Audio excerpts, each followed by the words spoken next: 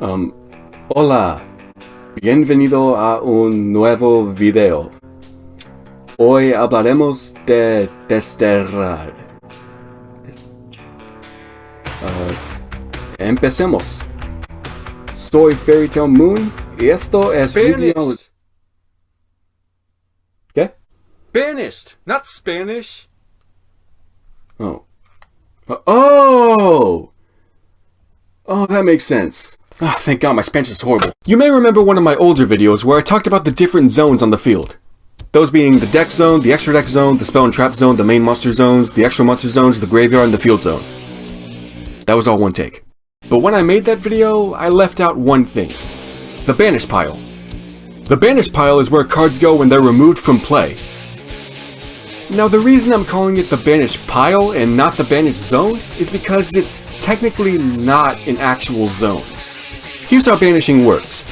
If a card's effect says to banish a card, you simply remove that card from the game. You can place that card next to the graveyard, above the graveyard, below the deck zone, in your deck box, in your pocket, up your ass and to the left, wherever. Just as long as that card is excluded from the game. Usually when a card is banished, it's placed face up in the banish pile. But there are several cards in the game that banish cards face down. And yeah, that's about all you need to know about banishing. Yeah. Sorry that this video was a bit shorter than usual, but there's just not really a lot to talk about when it comes to banishing. But thanks for watching. Subscribe for more Yu-Gi-Oh videos, and donate to my Patreon so I can afford Spanish lessons. I don't have a Patreon. I just realized I don't have a Patreon. Wow.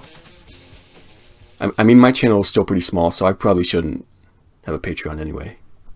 Like, I don't know. I'll probably make one in the future, but, you know.